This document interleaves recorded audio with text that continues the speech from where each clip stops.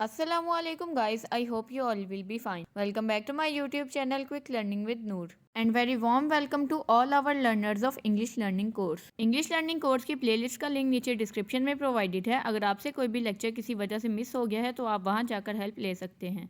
अगर आप मेरे चैनल पर न्यू हैं तो English learning courses, English grammar और लिटरेचर से रिलेटेड इन्फॉर्मेटिव वीडियोस हासिल करने के लिए मेरे चैनल को सब्सक्राइब कर दें और साथ बेल आइकन को भी प्रेस कर दें ताकि आपको मेरी हर नई वीडियो का नोटिफिकेशन टाइम से मिलता रहे। आज हम अपने इंग्लिश लर्निंग कोर्स की बेसिक ग्रामर का 7th लेक्चर स्टार्ट करने वाले हैं।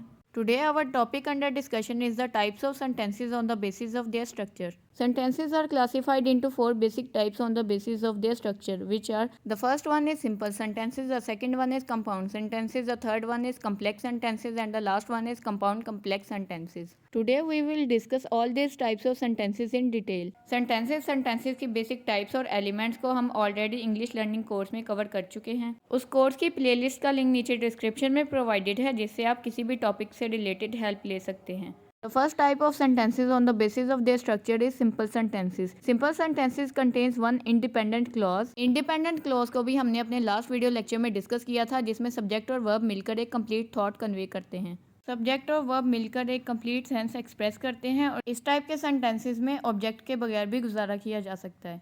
For example the sentence like I ran, मैं भाग गया। इस सेंटेंस में आई सब्जेक्ट है जबकि रैन वर्ब है। नाउ यू कैन सी इस सेंटेंस में कोई भी ऑब्जेक्ट नहीं है, मगर फिर भी ये एक कंप्लीट सेंस कन्वे कर रहा है। Now we will discuss the structure of simple sentences. A simple sentence contains an independent clause, और इंडिपेंडेंट क्लॉज में सब्जेक्ट, वर्ब और ऑब्जेक्ट तीनों प्रेजेंट होते हैं। इंडिपेंडेंट क्लॉज में ऑब्जेक्ट एक ऑप्शनल एलिमेंट होता है। बहुत सारे सेंटेंसेस में ऑब्जेक्ट प्रेजेंट होता है, मगर ऑब्जेक्ट के अलावा भी सेंटेंस की एक अपनी इंडिपेंडेंट एग्जिस्टेंस होती है।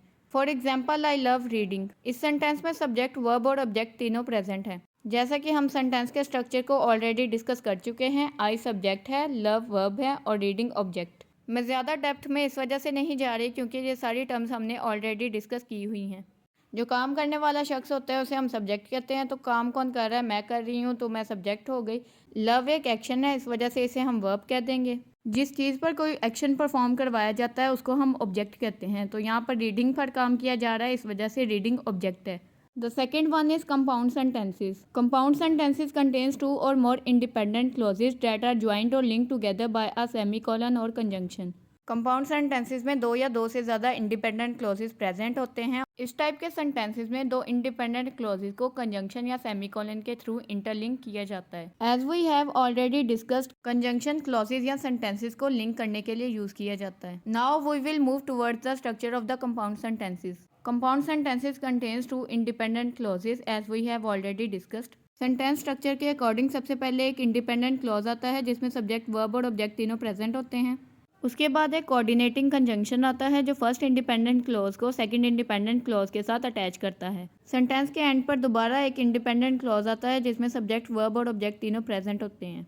सेंटेंस के स्ट्रक्चर में मैंने ऑब्जेक्ट को इस वजह से ज़्यादा प्रोमिनेंट नहीं किया क्योंकि ऑब्जेक्ट का सेकेंडरी रोल होता है। On the other hand, clause या सेंटेंस के कंस्ट्रक्शन में सब्जेक्ट और वर्ब प्राइमरी रोल प्ले करते हैं। For example I like cold drink but Ayesha likes T. अब इस एग्जाम्पल में टू इंडिपेंडेंट क्लॉजेज प्रेजेंट है। The first independent clause is I like cold drink. इस क्लॉज का मतलब है मुझे बोतल पीना पसंद है। आई सब्जेक्ट है, लाइक वर्ब है, कोल्ड ड्रिंक ऑब्जेक्ट है। इस एग्जाम्पल में but as a coordinating conjunction use किया गया है क्योंकि ये एक इंडिपेंडेंट क्लॉज को दूसरे इंडिपेंडेंट क्लॉज के साथ रिलेट कर रहा है।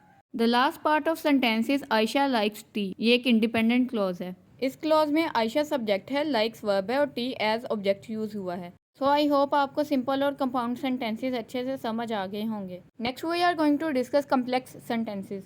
Complex sentences contains an independent clause with a dependent clause. जैसा कि हमने अपने प्रीवियस लेक्चर में ये डिस्कस किया था कि सेंटेंस में पहले इंडिपेंडेंट क्लॉज आता है और उसके बाद एक डिपेंडेंट क्लॉज आता है। इंडिपेंडेंट क्लॉज में कोई भी मेन इवेंट डिस्क्राइब किया जाता है, जबकि dependent clause extra information provide करता है जो कि इंडिपेंडेंट क्लॉज के मेन इवेंट को सपोर्ट करती है। अब इसके स्ट्रक्चर को डिस्कस करते हैं। सबसे पहले एक इंडिपेंडेंट क्लॉज आता है जिसमें सब्जेक्ट और वर्ब प्रेजेंट होते हैं। उसके बाद एक कोऑर्डिनेटिंग कंजंक्शन आता है जो इंडिपेंडेंट क्लॉज को डिपेंडेंट क्लॉज के साथ कनेक्ट करता है। लास्टली हमारे पास एक डिपेंडेंट क्लॉज आता है जिसमें सब्जेक्ट और वर्ब प्रेजेंट होते हैं, मगर वो कंप्लीट सेंस कन्वे नहीं करते।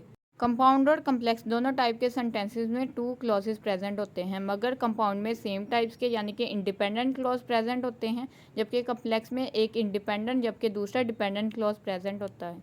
The example is they missed their train because they were late. अगर इसी सेंटेंस को हम दूसरी सिचुएशन में मोल्ड करें तो वो सेंटेंस ऐसा बनेगा, they arrived late so they missed their train. The first one is independent clause, जिसमें एक इवेंट बताया जा रहा है, दे मिस्ड देयर ट्रेन, उन्होंने अपनी ट्रेन मिस कर दी।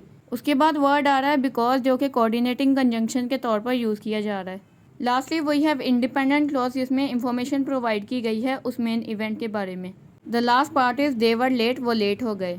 अब जो फर्स्ट इंडिपेंडेंट क्लॉज है उसमें दे सब्जेक्ट है, मिस्ड वर्ब है और ट्रेन ऑब्जेक्ट है। उसके बाद वर्ड बिकॉज आता है जो कि एक कोऑर्डिनेटिंग कंजंक्शन है। सेंटेंस के लास्ट पार्ट में हमारे पास डिपेंडेंट क्लॉज है। इस क्लॉज में वर्ड दे सब्जेक्ट है, वर हेल्पिंग वर्ब है, जबकि लेट एक वर्ब है। The fourth type of sentences compound complex sentences. जैसा कि इस वर्ड के थ्रू ही डिपिक्ट किया जा सकता है कि इसमें कंपाउंड और कम्प्लेक्स दोनों टाइप के सेंटेंसेस पाए जाते हैं।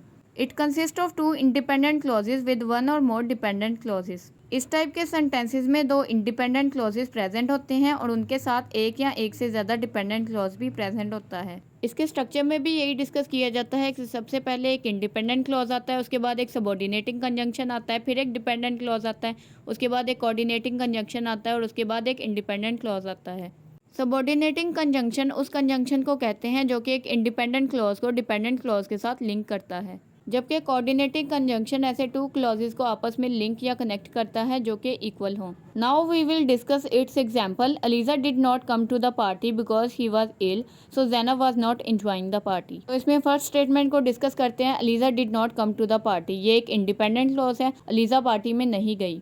इस क्लॉज में अलीजा सब्जेक्ट है, कम वर्ब है, जबकि पार्टी ऑब्जेक्ट है। यहाँ पर वर्ड बिकॉज सबऑर्डिनेटिंग कंजंक्शन का रोल प्ले कर रहा है। The next one is dependent clause, he was ill, वो बीमार थी। अब इस क्लॉज में शी सब्जेक्ट है, वाज हेल्पिंग वर्ब है और इल वर्ब है। The next word is so, जो कि कोऑर्डिनेटिंग कंजंक्शन का रोल प्ले कर रहा है। The last one is independent clause. Sorry, यहाँ पर टाइपिंग में मिस्टेक हुई है, यहाँ पर डबल सी नहीं सिंगल सी आना है। ज़ैनब वाज नॉट एंजॉइंग, आप इसके साथ एडिशन भी कर सकते हैं, Zainab was not enjoying the party. अब इस क्लॉज में ज़ैनब सब्जेक्ट है, वाज हेल्पिंग वर्ब है, एंजॉइंग वर्ब है और पार्टी ऑब्जेक्ट है। सो हमारा आज का लेक्चर यहीं पर खत्म होता है। इंग्लिश लर्निंग कोर्स का पार्ट फर्स्ट आज हमने कवर कर लिया है। बेसिक ग्रामर फॉर बिगनर्स के सारे इंपॉर्टेंट टॉपिक्स हमने अपनी वीडियोस में डिस्कस कर लिए हैं। आई होप ये सारे लेक्चर्स आपके लिए बहुत ज़्यादा इन्फॉर्मेटिव रहे होंगे और आपको ज़रूर कुछ ना कुछ नया सीखने को मिला होगा।